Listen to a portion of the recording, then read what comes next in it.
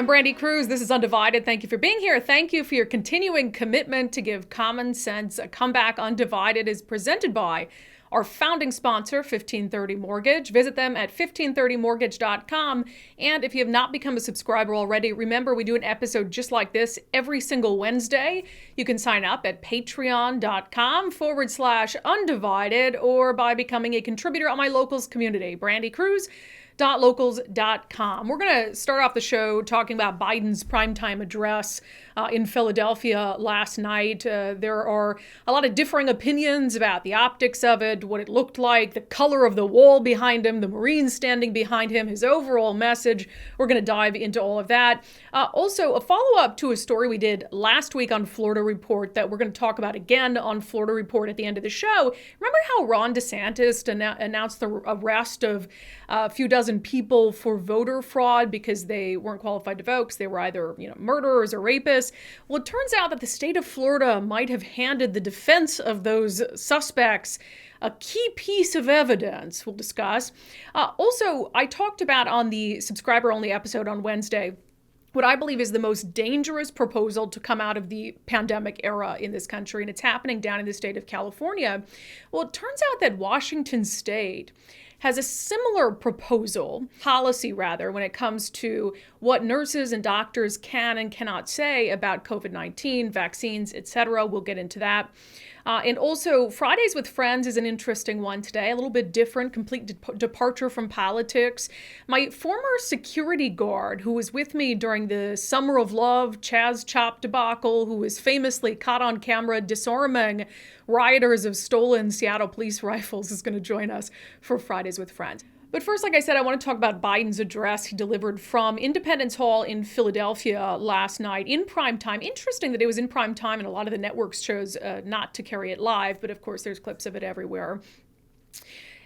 Just to set it up, White House Press Secretary Karine Jean-Pierre was asked about kind of the content of the president's speech before he gave it on Thursday, and she made very clear that it was not going to be a politically oriented speech. Is tonight a political speech?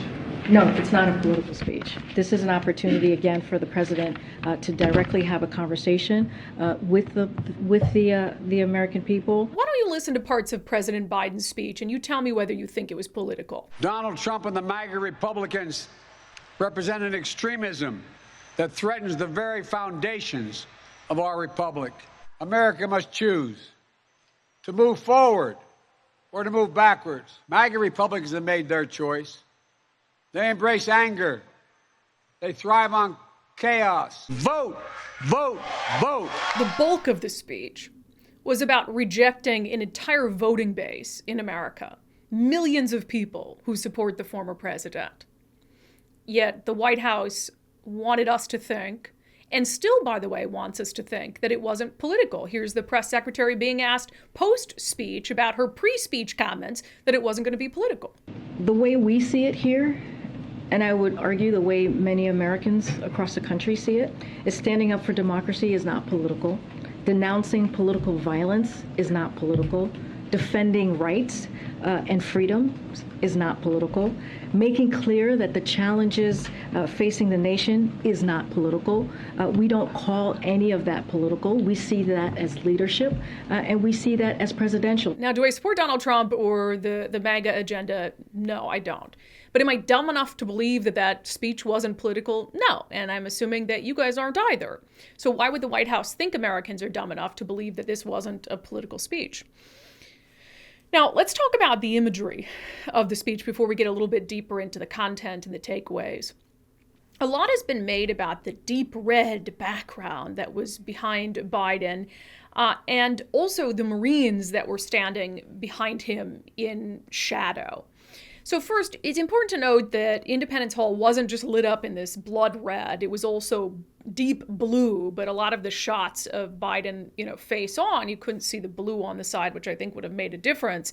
I don't know if it was strategic for President Biden and his team to want him to stand in front of the deep red hue and make it this brooding, apocalyptic feeling. It was strange.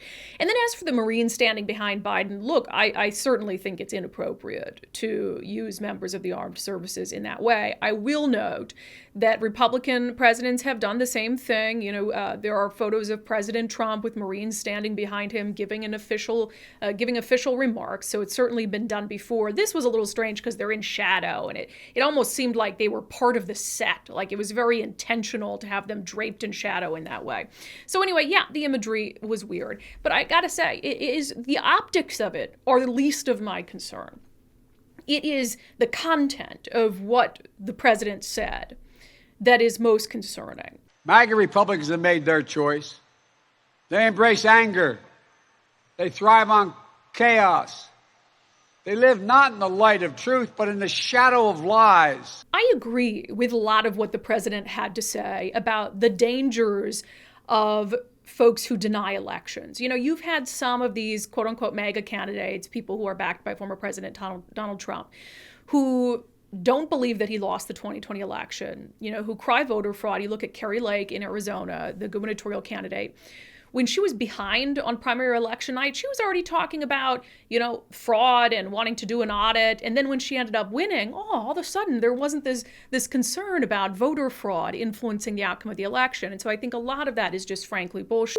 And it is dangerous. And I am concerned. I don't want President Trump to be president again. But to think that, follow me on this one, because I'm trying to stuff my emotions in on this because it really pisses me off. The media made Donald Trump.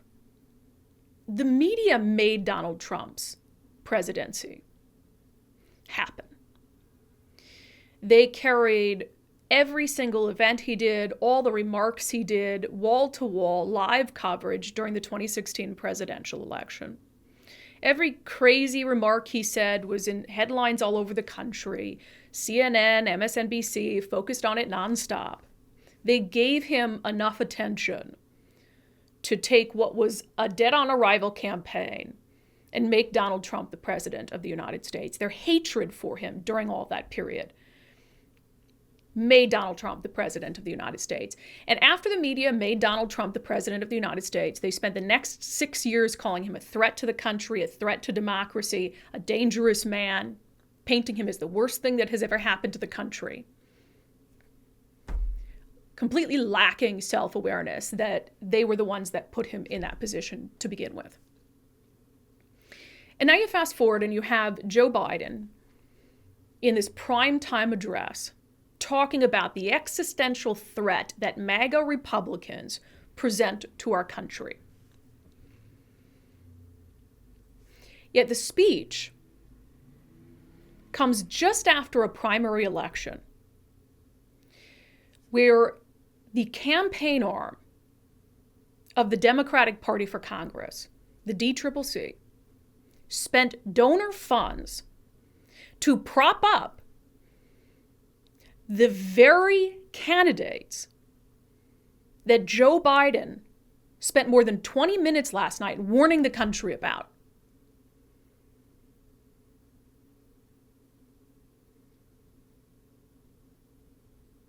I have a big problem with that. You don't get to, as a Democratic Party, spend money propping up these candidates, playing Russian roulette. You say they're an existential threat to democracy. You pour money into their campaigns so they can beat more mainstream Republicans because you think the MAGA Republicans will be easier to beat in November. But all of this is starting to seem like part of a larger plan. For Democrats to spend donor money, sending MAGA candidates forward to the November election, only for Joe Biden to now, in the last couple months, and in a very big public way last night, paint those exact candidates as a threat to the country, as a threat that must be extinguished.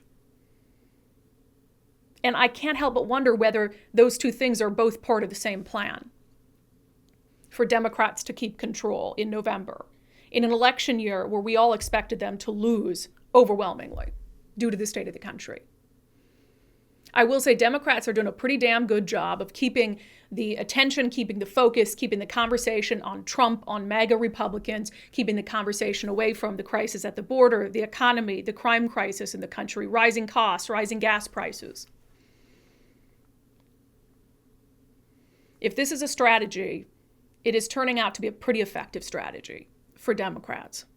But it is also incredibly hypocritical. Just like the media. Raising alarm bells about Donald Trump for 6 years after putting him in the White House. No self-awareness, no self-reflection. And then the standard bearer of the Democratic Party getting up in front of the blood red background, warning Americans about MAGA Republicans after his own party propped up MAGA Republicans in August. Shame on them. Donald Trump and the MAGA Republicans represent an extremism that threatens the very foundations of our republic. This should be as disgusting to Democrats as it is to Republicans. You can't complain about a monster that you created. What I would like to see is every single Democratic congressional candidate in the country condemn what the DCCC did in the primary elections. And by the way, remember I had Congresswoman Kim Schreier on the show after she won the primary, asking her about that tactic. Here's what she said. No opinion. That's not good enough. Every single Democratic current member of Congress and congressional candidate should condemn what the DCCC does. If they want us to believe at all that they are concerned about the threat that quote unquote MAGA Republicans have for this country. Because I have a really hard time treating Biden's words with sincerity until he and every other Democrat condemns what the DCCC did. Like I said, optics of the speech, whatever. You know, the president wants to get up in official remarks, wants to, 2 months before a critical midterm election, wants to vilify the other party. Honestly, that's not surprising. Wants to do it in front of the blood red backdrop, whatever. Wants to do it with Marines behind him, whatever. It is the utter hypocrisy, though, that I can't abide. And frankly, the president should be ashamed of himself. His press secretary should be ashamed of herself for claiming that it wouldn't be political. You know, Brett Baier at Fox, who's very even-keeled, he made a really good point about the speech that Biden gave last night that's worth listening to. A lot of times when we analyze things, we do things through the prism of how the media would cover it if Donald Trump gave this speech. I think they might not stop talking about it for weeks on end. Because the messaging was so aggressive, it really was also a blueprint for Democratic candidates. This is how we're going to run. This is what you should be talking about. And while he hit tones of optimism about what he thinks about America, he clearly was trying to divide and drive a wedge in the Republican Party. I think they believe, the political advisors to the president, that the more that they're talking about Donald Trump, the more that the country is talking about Donald Trump, the better positioned they are to not be talking about inflation, crime, immigration, etc. So you know what? Democrats can shout from the rooftops about MAGA Republicans being a threat to the country. But they don't get to do it while simultaneously supporting the very same candidates. On the subscriber-only episode on Wednesday, I talked about what I believe to be the most egregious proposal to come out of the pandemic era. It's happening down in California, Assembly Bill 2098. And essentially what it does is it allows the state to determine whether a medical professional is spreading COVID misinformation or disinformation. And as a result, it can pull someone's license. And the real egregious part of it for me was that misinformation was defined very vaguely. It was information that goes against current medical consensus, essentially. And I mean, that can be, we saw a lot of times during the pandemic that medical consensus changed. around the lab leak theory, the efficacy of vaccines, the efficacy of masking, for instance, the necessity to get boosters or vaccinate young children. These things, and that's normal, right? That our understanding of science or a disease might change over time. And so to think that politicians would say, well, we're going to decide what misinformation is when it comes to a disease that's rapidly changing is really dangerous, and it's really scary. And I thought, well, gosh, I bet Washington State isn't going to be too far behind California, because apparently Governor Inslee has to do everything that Gavin Newsom does. But then a member of the state legislature in Washington tipped me off to the fact that there was a policy put into place in 2021 in Washington State that essentially did the same thing when it came to nurses and doctors. It wasn't a law. I think that's an important distinction. There hasn't been a law passed or proposed in Washington State to crack down on doctors or nurses sharing COVID misinformation or disinformation. But this was a policy put out. The Nursing Care Quality Assurance Commission put out a statement talking about essentially the rules that nurses would have to abide by in Washington State. The statement reads in part, when identifying themselves by their profession, nurses are professionally accountable for the information they provide to the public. Any nurse who violates their State Nurse Practice Act or threatens the health and safety of the public through the dissemination of misleading or incorrect information pertaining to COVID-19, vaccines, and associated treatment through verbal or written methods, including social media, may be disciplined by their board of nursing. Nurses are urged to recognize that dissemination of misinformation not only jeopardizes the health and well-being of the public, but may place their license and career in jeopardy as well.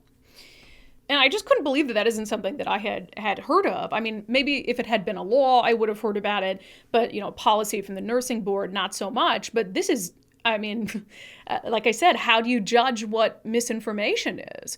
And who's going to judge what misinformation is? And what if that information changes a couple months later? And so one of the things that I did today is I reached out to the Department of Health in Washington State and the nurses board that put this guidance down. And I just asked them if to date since this came out, there have been any disciplines handed down as a result of this policy, and if not discipline, any investigations that were launched into nurses or physicians in the state who were accused of spreading COVID misinformation. And so they told me that they're on it. They are looking into this for me. And so it is something I'm going to follow up. So next week, we don't have a Monday show because it's the holiday. We're doing our regular Monday show on Tuesday. And I'm going to be joined by a physician in California who's been speaking out against Assembly Bill 2098 there. And by then, I hope to have information from the Washington State Department of Health that'll tell us whether they have taken discipline against any nurses or doctors for the spread of quote unquote COVID misinformation and what exactly that misinformation was, because I think that's critical. Again, making a difference between disinformation and misinformation. Disinformation is intentionally misleading people. Misinformation is you shared something that you maybe thought was true and it wasn't true. And so I think it's important to note there were some crazy conspiracies out there against COVID that were clearly not true. But there's a big difference between that and, say, a nurse who is warning patients about side effects of the COVID vaccine. And so I promise you that I'll follow up with you on Tuesday about what I hear, if anything by then, from the State Department of Health in Washington as to whether they have taken disciplinary action against any nurses related to COVID misinformation or disinformation. And of course, we'll have that interview on the ongoing push to get Assembly Bill 2098 into law in California. Every Friday, we like to check in on what's happening in the nation's most insane state. Insane in bad ways, but also in some good ways. Of course, we're talking about Florida. It's our weekly segment, Florida Report. It's not even controversial anymore. People know in Florida their freedoms are going to be respected. Joining us is our Florida-based correspondent, my sister Miranda. We've got some good stories this week out of Florida that I love. We do. A follow-up. So Ron DeSantis came out, it was like, what, a week ago now or something.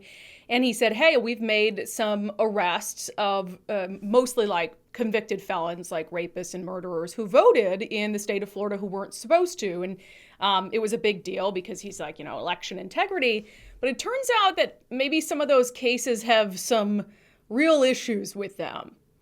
Yes, it does actually. Miami Herald reports that cases against arrested voters on shaky legal ground as Florida issued them voter IDs.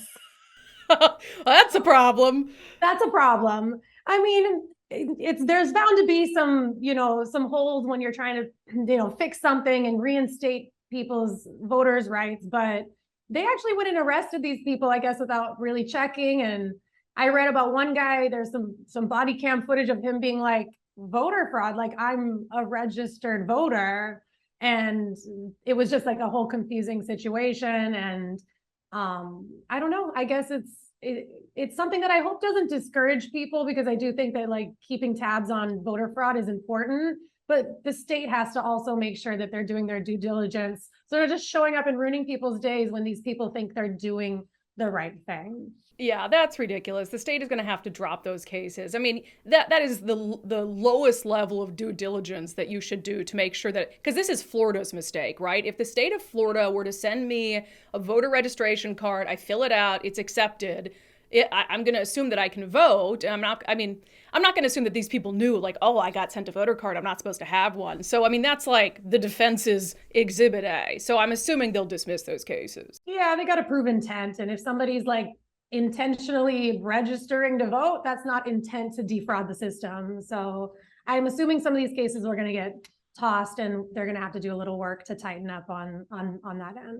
Yeah, and that's the thing, is this shows them like obviously there is a problem with the voting system in Florida that allowed these people to get valid voter registration cards, and so that needs to be fixed, but not at the expense of these people who might not have known that they were doing something wrong. Absolutely. I know you're probably not watching Tucker Carlson every night, although you're very good at the way you consume news because you watch a whole bunch of different things all the time. I really do, actually. I think I'm into like just the human experience, and people fascinate me. So I like to get opinions from all different angles because, to be honest, as a 35-year-old woman, I have friends who have opinions on all different angles. And in order to keep them, I have to be open-minded. So. Yeah. Well, which is a very good thing. People should model themselves after that practice of watching a variety of things to get to the truth. But I was watching Tucker Carlson the other night, and I saw this live. And I'm a big fan of Miami's mayor, Francis Suarez. I've interviewed him a couple times, also saw him at the southern border when he was there with some other mayors from across the country.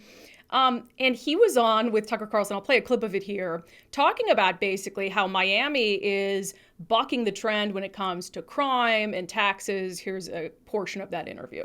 Turns out if people are healthy, they're happy, they're working, they're not paying a lot of taxes, and they see an increased police presence, they don't have a tendency to commit murder. And that's what's been the Miami miracle story, which is a huge contrast to the Washington nightmare story that you've articulated tonight and over the last few weeks. So let's talk about crime first, because you've lived in Miami for what, 10 plus years? More than that? 17 years last month. What? Oh my gosh. Okay, I didn't realize you were that old. It's math that I plan to stop doing, but yeah. When you moved there, I remember coming to visit you, and there would be certain areas of town. I remember your boyfriend took us to a certain area of town where they had some really good food, and he made us stay in the car and don't get out of the car. And I remember being very scared in Miami. It was having a huge issue with shootings and homicides. So have you noticed a notable difference in the feeling of safety in Miami as a citizen? I absolutely have. When I first moved here, the one place that I felt safe always walking around was Miami Beach. When you came back over to the mainland side in the city, the areas I lived in, the area my college was in, were in an area called Midtown, which is close to downtown. You could not walk down the street. Like, it was absolutely scary. There was street lights out. And honestly, and that was back in 2005. And since then, there has been a boom of industry of building condos, luxury buildings. people with money coming in from different countries, investing in the city. And I think that quick change forced a lot of that crime completely out. And then in more recent years, what the mayor is talking about in this particular interview is just, he's put a lot of effort into, giving police more funding and creating more police presence. In addition to that, he focused a lot on bringing jobs to the city and lowering taxes. And he says when people have good jobs and pay less taxes and they see police around, there's not as much need for crime, And this interview also talks more about homicides. We're at a record low number of homicides. I think he says 28 for the year, which is unbelievable. He talks about, in the 80s, it was like 300, homicides. And, Miami has a really poor history of crime and violence. So it's kind of nice to be coming out on the sunny side of things. Yeah, lowest murder rate in Miami since 1930, lowest property tax rate in Miami since like the 60s. When they started recording property tax rates, so probably the lowest in history. And also, the city of Miami has the largest budget surplus that it's ever had. And, the last time I interviewed Mayor Suarez was about his luring tech jobs to the city from cities like Seattle that had stopped appreciating those high-paying jobs. And what people don't realize is, are these bangers who'd been shooting people all of a sudden going to become techies? No. But when you have high-paying tech jobs, then you have a whole ecosystem of smaller businesses that have to support the influx of tech workers. And so you have jobs in retail, you have jobs at gyms and dog walkers and restaurants, where all these middle-class people can start to really make money. And that makes a difference. And I think that's what people don't understand. Quickly on Mayor Suarez, I've said that I think he would make a wonderful addition to a presidential ticket in 2024 as a vice president. He has floated the possibility, at least he hasn't denied it, that he might be considering a run in 2024. What do you think about that? I think we've actually talked about this before. I think that he sits in a beautiful middle to the right area that I actually also identify with very well. And I think that's to me what America needs right now is to come back to the middle and then just re-identify who we are when it comes to money, policy, and stuff like that. And we can't do that when we have constantly candidates that pander so far left and right. So I do think that, he would be a great addition to a ticket in 2024, just, for that simple, logical, center-minded reason. Yeah, and also he's not a household name. And I know that can make a presidential campaign really challenging, but he's very, very charming. I mean, he's good looking, which does help, even if people don't want to admit it. It helps political campaigns. But I think he could get attention very quickly, but also people don't instantly have this really hard negative perception of him, or, one way or the other, because people don't know who he is yet. So he has an opportunity to really introduce himself to the country. All right, you got one more story for us to end on. This is hilarious because I love this California-Florida beef with Gavin Newsom claiming he doesn't want to run for president and then running full-blown political ads in the state of Florida going after Ron DeSantis. Well, it turns out that some of Gavin Newsom's relatives might not hate the state of Florida as much as the governor does. No, Fox News says Gavin Newsom's in-laws fled from California to Florida during the pandemic. I don't blame them at all. It was a great place to be for these last couple of years, but, as we were kind of talking about, it's just one of those things that you kind of want to do the research of your immediate circle before you start kicking up dust and causing problems.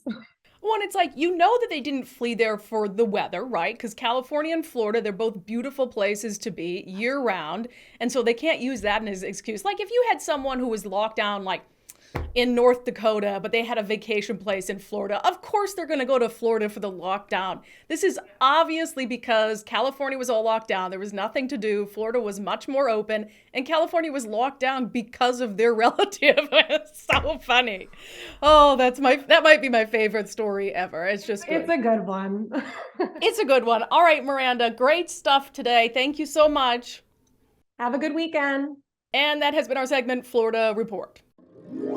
It's not even controversial anymore. People know in Florida their freedoms are going to be respected.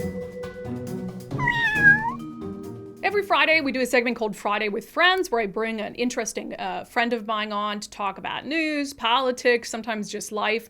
An interesting one today, one of the most trying, I guess is a fair word, moments in my career came during the summer of 2020. Of course, we had just nonstop riots and unrest in the city of Seattle following the murder of George Floyd in Minneapolis. We had the infamous Chaz Chop situation where my crew was mobbed and chased into a fire station. But before that, one of the security guards that we worked with during this period of time was down with us during the worst riot of them all in downtown Seattle. This is something that, you had widespread looting, you had cop cars being burned, and many of you will remember my security guard captured on camera disarming a rider of a stolen Seattle police rifle. And not only did he do it once, he did it a second time. And honestly, he's just an all-around badass. Well, this really launched someone who was very private into the public spotlight in a huge way. He and I have been friends ever since.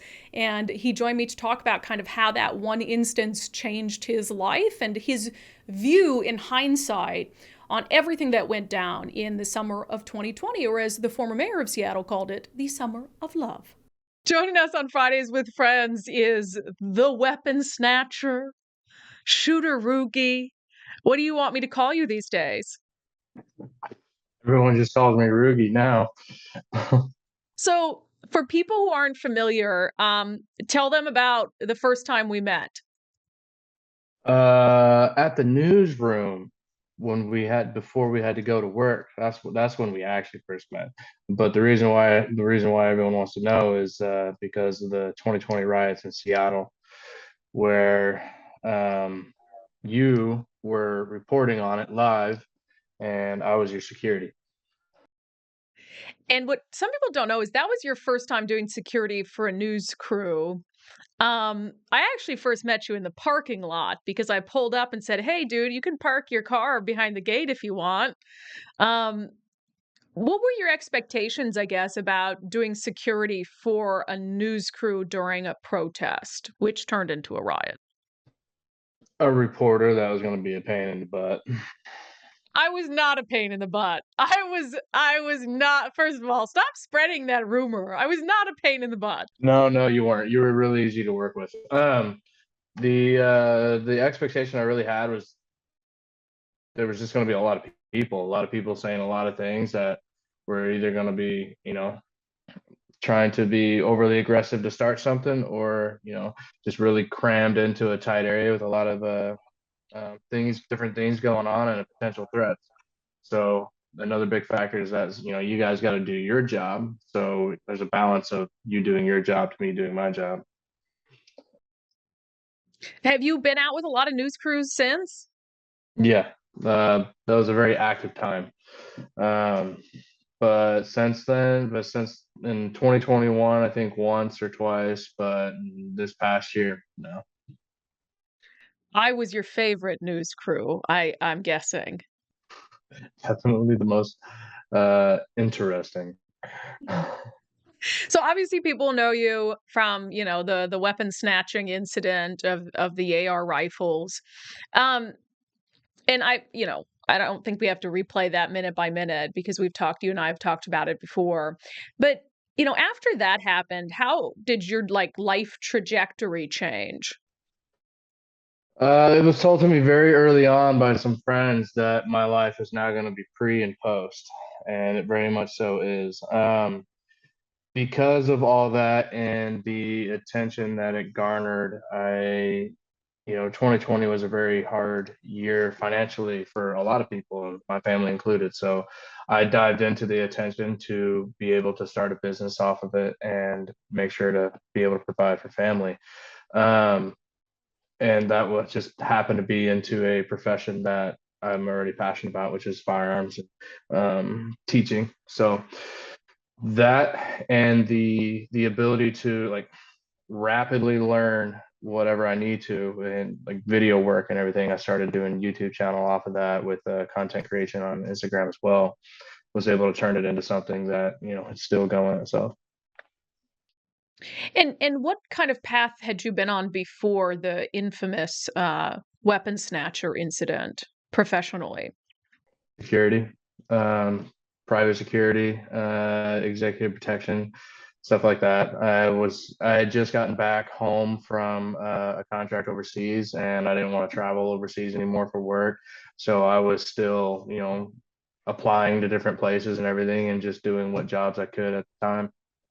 But coming back home, and then that was during the tensions with, I think it was Syria, where Soleimani was missiled right outside of where I was. And then coming back home and COVID hitting right then, it was a tumultuous time. So, I mean, fortunately, look, the way things happen, it gave me a projected course that I could, mold to what I want to do. Yeah, looking back at that time, I still don't know, by the way, what your politics are. Because I feel like you disagree with me on a lot of stuff, but we're like both common sense people. You don't have to tell me what your politics are, but when you look back at like having been down in the riots, because you were not only with me during the weapon snatching incident, but also when our crew got mobbed up at what would become the occupied protest zone. When you looked at the news coverage of those events, what was your take on how it was being portrayed by the press versus what you went through personally? From what I saw on the ground, both with your crew and multiple others at the time, and then what I was seeing in the media, not just in news, but then what was being put on in TV shows, stuff that was going on in there, two totally different worlds. It's like two people sitting down and watching a completely different movie. And in my opinion, it's complete BS. Sitting there saying these are peaceful protests and that people are here, for the common good and shit like that. Well, it it says a lot that the people weren't really paying attention to what was going on. The Regardless of what the politics were or was for whoever, there was nothing peaceful about it. I remember one thing very specifically that day that you and I were out after I got the rifles returned. We were doing, I think you were doing a live hit in front of an electronics shop full of speakers, like Bose speakers and everything, and JBL speakers. And a dude walks up right behind you while the camera's pointing at it and starts trying to smash the window out. And I just sat there because like I'm not gonna stop him. I'm gonna let him do what he wants. He's not bothering us. And I just started chuckling to myself because like you're doing this live on the news, and he couldn't break the window, so he just looked like an idiot.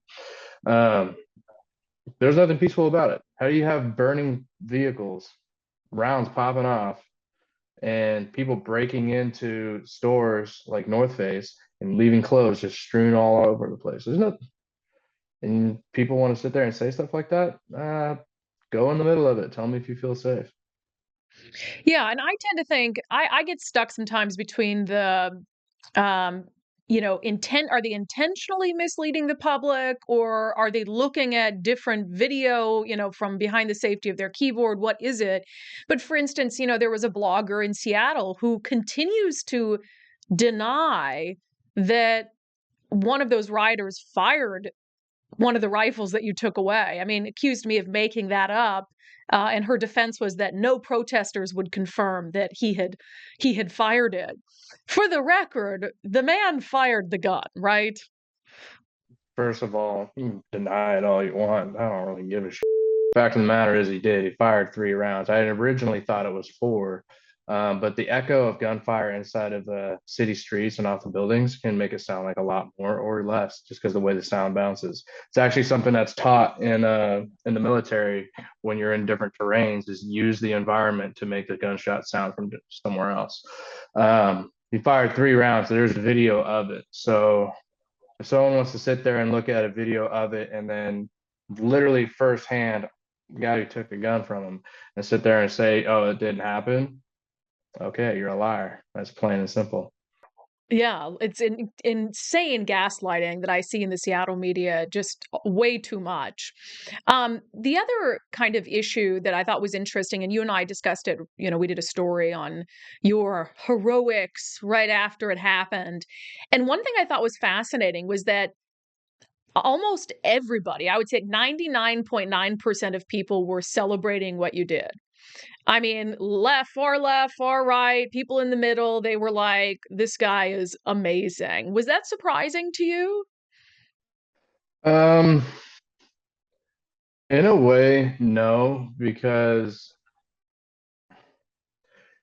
it's hard because talking about it makes it sound egotistical or smug. But the fact of the matter is, if you were to take like each political belief or ideology and you put them in front of what was going on, I kind of sidestepped every single one. There was, okay, the 2A side. I was using a firearm to over escalate an issue to de-escalate it, and I didn't have to press around in anybody. Okay, that's great for them.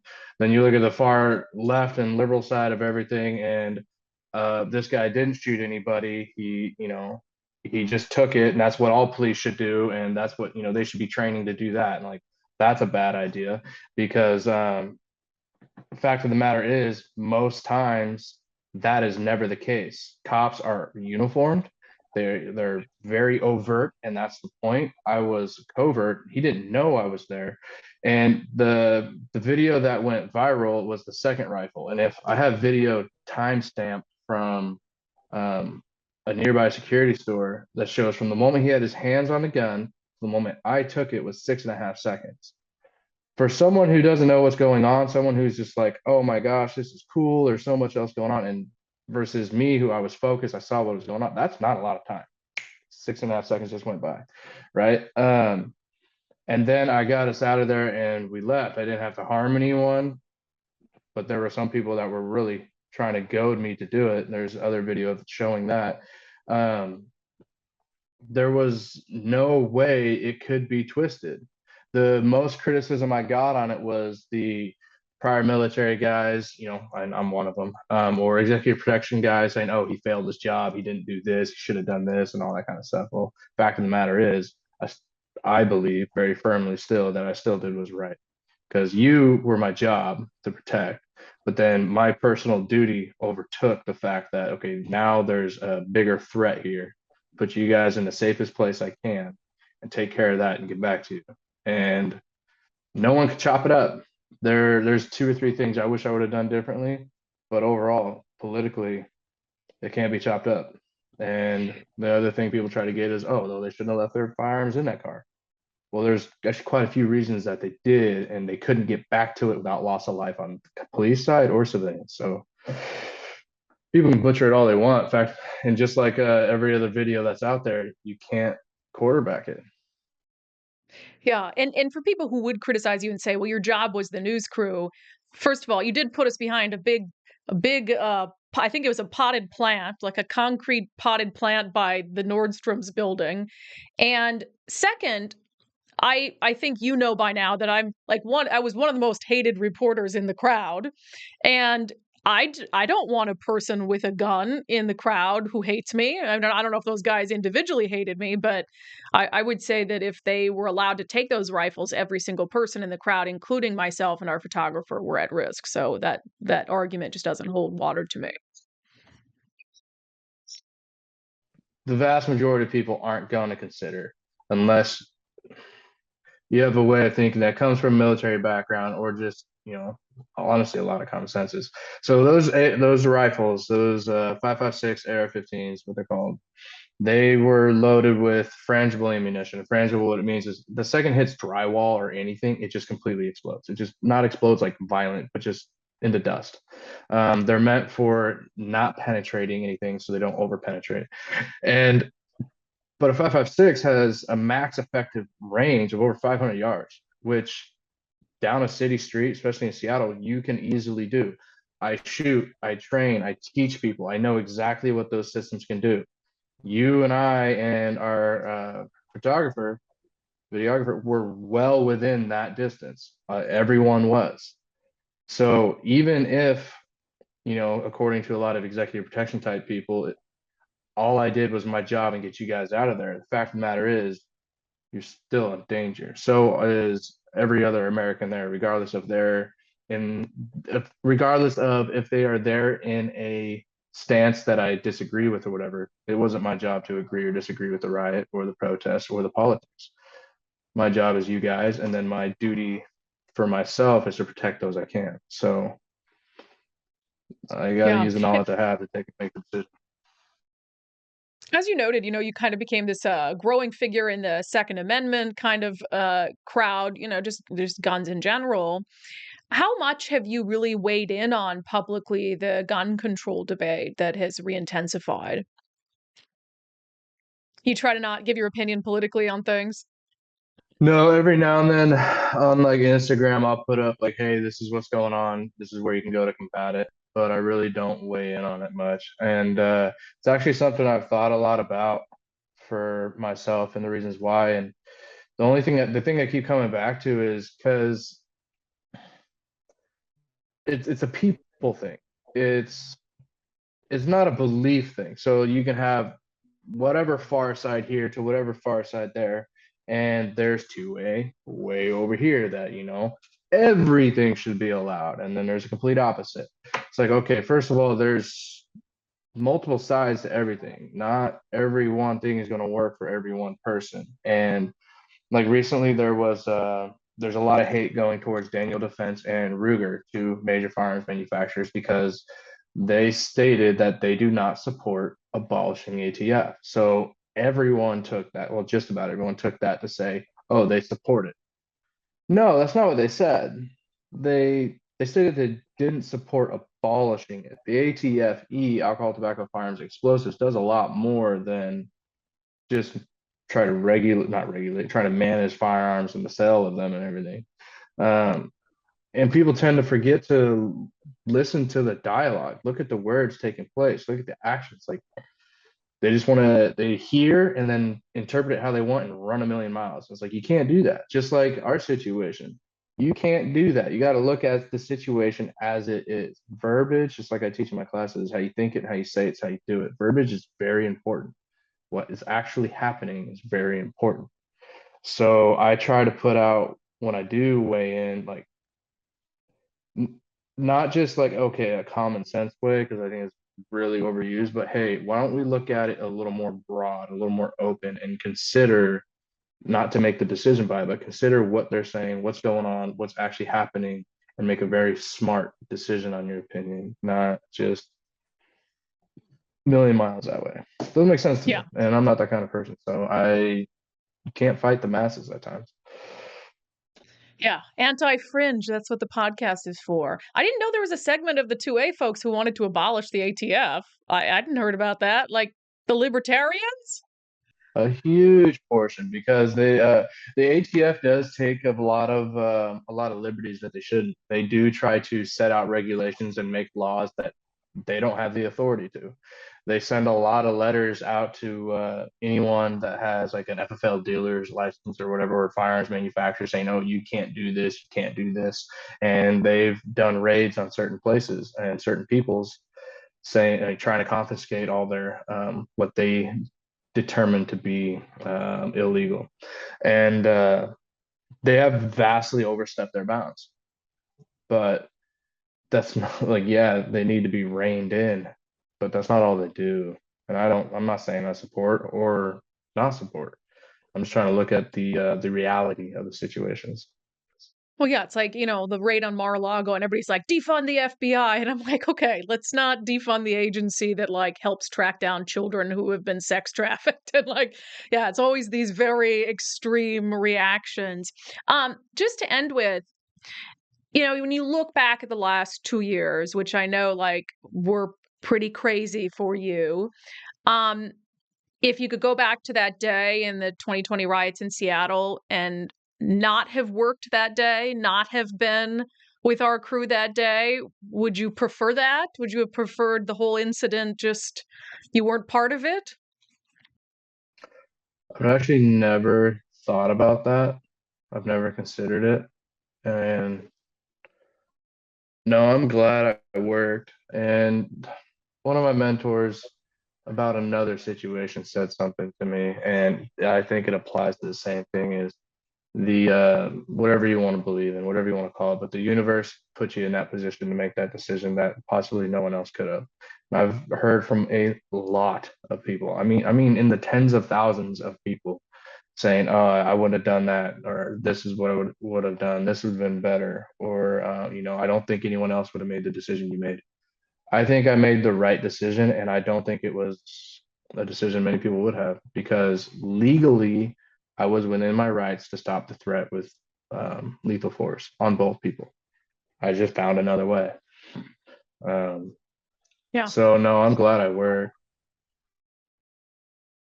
Yeah, I do agree with you that, and I have thought about, well, what if he wasn't there and these people would have kept those guns or kept shooting or whatever it is. So, well, Shooter Rugi, it's nice to see you. I appreciate you joining us on Fridays with Friends. You're about to move across the country, right? Yep, I'm leaving the next month. All right. Well, that check in. Don't forget about your friends here in Seattle, okay? Absolutely not. The Pacific Northwest is still one of the most beautiful places I've ever been. As you know, every Friday we end the show with our segment Understanding America, where we read an important text or speech or something from American history to help you better understand this great country of ours. I figured we'd knock off an amendment today. How does the Fourth Amendment sound? I've heard that used a lot and referred to when it comes to Donald Trump and the search of Mar-a-Lago, just as an example. A little bit of background here. A lot of what our country was built upon was in response to how the British monarchy was run. And so this is no difference. There was something in Britain called a writ of assistance. And it was basically the power to grant these very vague, thin, flimsy warrants to search people's property. And so the Fourth Amendment, text of it's pretty short. Cue my patriotic music, por favor. The right of the people to be secure in their persons, houses, papers, you say, okay, and effects, against unreasonable searches and seizures shall not be violated, and no warrants shall issue but upon probable cause, supported by oath or affirmation, and particularly describing the place to be searched and the persons or things to be seized. That, in full, is the Fourth Amendment to the U.S. Constitution. And that is undivided for today. Thank you for being here. Thank you for your continuing commitment to give common sense a comeback. Undivided is presented by our founding sponsor, 1530 Mortgage. Visit them at 1530mortgage.com and check out an op-ed I just dropped for subscribers on Patreon and Locals. The headline, "This is the 2024 ticket that can save America if we let it." In it, I make the case for who I believe would be the best president and vice president possible in 2024 based on a variety of factors, including who can give us a break from the absolute absurdity that has been America's politics for the last 6 years or so. So if you want to check that out, visit patreon.com/undivided or become a contributor on my Locals community, brandikruse.locals.com. And a reminder, there will not be a regular show on Monday because I want you to unplug and enjoy the holiday with your friends and family. We will instead do our regular Monday show on Tuesday, and I'm really excited because we're going to announce an important partnership to try to get Washington State back on track.